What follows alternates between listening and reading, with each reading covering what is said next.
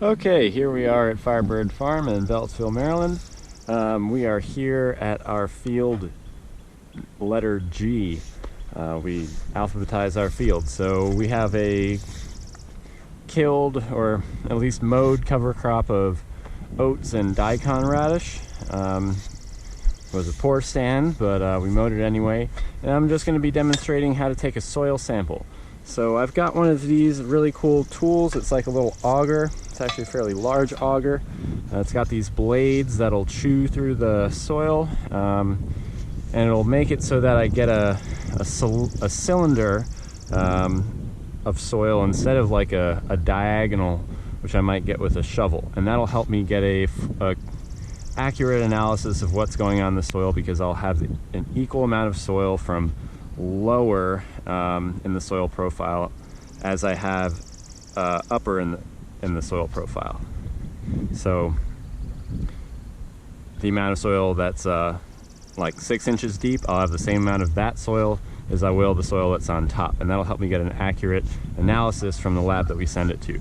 So my first step is going to be to sort of plan out where I'm going to take my samples from in this field, and I want to sort of take them from random places. So I'm going to probably choose somewhere in the back right corner, then I might zigzag my way over to the middle left over here, then I'm just going to pick some sort of random spot right up here in the front. So I'm going to do all 3 of those, or at least 2 of those off camera. I'll do the one over here on the left side for you with this auger. And so I'm going to try and find a spot where there's not a lot of vegetative matter growing on the top. Okay, this is decent, and I'm just going to sort of pull these things away. I'm not going to try and dig any soil up. I'm just trying to remove most of these roots here, because that's going to, skew our soil sample one way or the other. So I uprooted something there. I'm not going to take it from that spot. I'm just going to take it from this spot that I'm clearing nicely here. And just so I'm brushing it free of all debris, I'm going to push this in the ground. And as I'm pushing, I'm just going to spin, and you can see what's happening here. And I'm going to go until the soil is coming out of the top, and the cylinder, the top of this cylinder is in the ground all the way.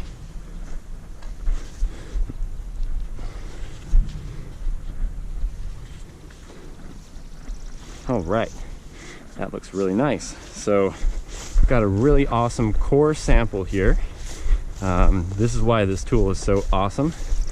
It gives you a much more accurate sample than if we were to use a shovel.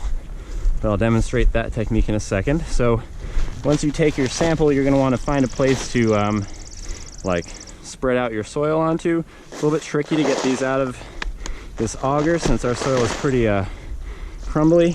I'm just going to pound it with the handle down, and that freed up all the soil. So here's what we've got. And this looks really great. It's pretty much all soil. I'm seeing some little pieces of straw there. Just going to pull that out. I'm not going to go through this hardly at all. Might pull this big root out. That looks pretty good. So I'm going to take it from another 2 places in this field, combine all the soil together, and then we're going to put it in a bag. So for the second sample, I'm just going to take it from a place. This looks good right here, just for convenience sake.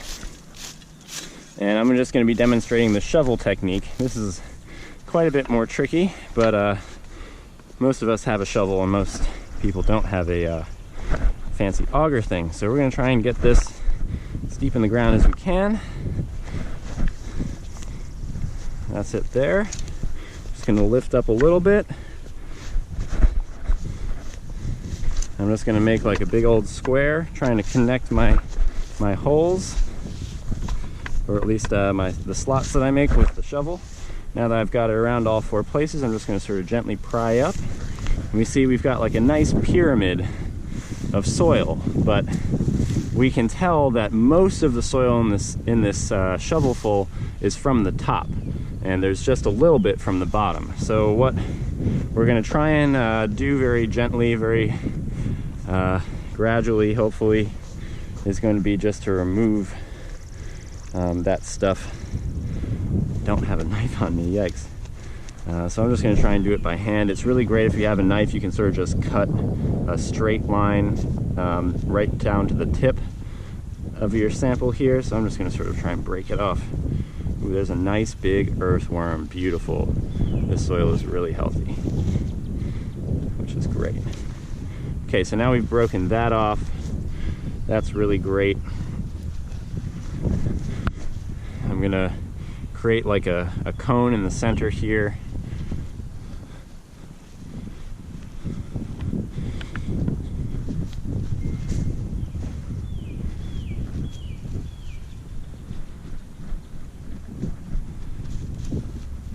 Okay, now an extra tricky part, I'm just going to sort of move this over, and then I'm just going to sort of break off some from the top here, throw it away. It's not very precise, but this is the best that we can do with this kind of tool, and hopefully we're getting a more even you know, sample of the soil profile here. We're getting just as much from the bottom as we are from the top. So I'm just going to combine this all together, trying to remove some of this stuff that I accidentally got in with the shovel from the top. Not going too crazy there, but yeah, so then we're just going to mix these all up. And let's just pretend, for the sake of everyone's time, that I took another sample and I mixed all this together. We want at least 3 samples from every site that we want an analysis of. So I'm just mixing this up really well. And then I've got my bag here.